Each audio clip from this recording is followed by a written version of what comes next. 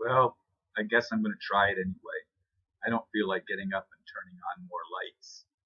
There's only one little light next to the bed here that's on. It's not very bright, but I can see my image okay.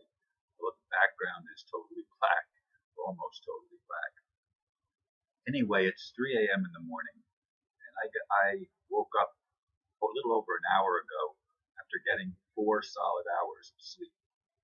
And I'm giving you this update. I probably will make another video yet today, but I don't know that for sure until it happens. In any case, it's been an interesting first day at home. Uh, lots of things going through my mind. Lots of contacts with friends.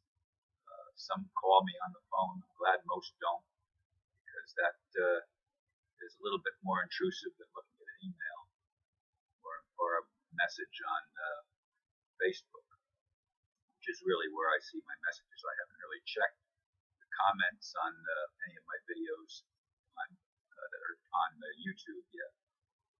So I face yet another day, and yesterday I chose to rest as much as possible. I was barely on the computer, spending time, getting a little bit of exercise, a lot of rest, a lot of meditation, a lot of prayer. I do thank all the people that have reached out to me over this period of time. I did make an error, and when I said that there were 44 days involved, and I think it was more like 36 or 37. I'm not exactly sure the time. I thought of it yesterday, but I don't remember what result I came up with. And that's one thing that does bother me a little bit. I still don't have 100% of my memory back. And there are things that I know that I just cannot tap into. So it's very interesting to see that and to wonder how long it's going to take before I believe it's all as a result of the stroke. But I do want to get back my full memory so I don't have to try to rack my brain to remember things that were common knowledge to me previously. Sometimes they come, and a lot of times they don't. And that's just the reality that I'm facing at the current time. So I'm thankful for all your prayers, all your support, all the love that you've been sending. As you can see, I'm not going to stretch any further than that. This is the top of my incision where they cut all the way down from the above, well, actually from right at the top of my sternum to the bottom of my sternum. There's an incision, large incision. You see about half of it there, maybe a little less than, maybe a little more than that. Anyway, I'm grateful for the reason I stopped talking is because all of a sudden the numbers stopped rolling on the screen that I was recording on, and I didn't know what was going on. But it jumped forward and resumed, probably right where it left off. So I hope that doesn't put a gap or something in it. Anyway, I will have more information in my next video, and God willing, that will be today.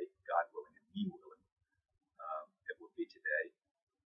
I do, again, as I said, appreciate all the support that has been shown to me from some people that I haven't really been in contact with for quite a long time.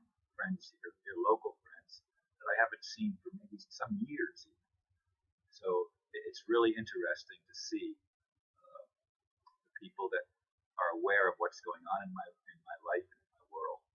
And I hope to increase the videos as time goes on, as my strength returns, as my mobility comes back. I still have a little bit of trouble sometimes getting up.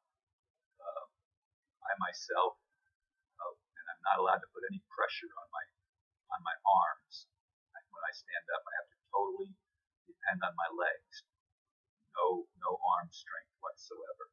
I can reach out only to touch something for support, not as pushing or lifting. That's something that I simply cannot do. And of course, in the middle of the night when I get up like I just did, I don't have anybody here to, put their hand under my arm and help lift me or anything like that, or help stabilize me. I'm all on my own now. I did get an extension on my toilet yesterday, adding 3.5 more inches under the toilet seat, so that my toilet's about 3.5 inches taller than it used to be, to make standing a little easier. I've been able to stand up from there with no problem. There's been other times that I've had problems standing up by myself. What I just worked out in the middle of the night here, so I didn't have to wake anybody in my family, is I put one foot into the shower. I twisted sideways on the toilet seat, put one foot into the shower. The shower's a few inches lower than the rest, which gave me the angle that I needed to stand without improper hand or arm using my arms or hands. Anyway, that's where I am right now. And this is just a quick video to update you. I expect to be making lots of progress over the next days and increasing the amount of activity that I do, increasing my walking, because I need to build my leg strength more, and I know that. That was one of the things that I noticed most about this whole ordeal, is that my leg strength diminished as time went on in the hospital, and I have to build that back up so that I have more confidence in standing. It's going to be some time, I think, before I can actually exert weight on my arms or do any lifting. Some say it's going to be 6 weeks yet. There's others say 2 to 6 weeks. I don't know what it's going to be. I know for the next, until I go back to the doctors 2 weeks after I was discharged and get the report from there, I won't know how much of a change I'm going to be able to have as far as the endurance and strength that I'm able to put against my arms. So that's an update. And again, I thank each of you and all of you for your support.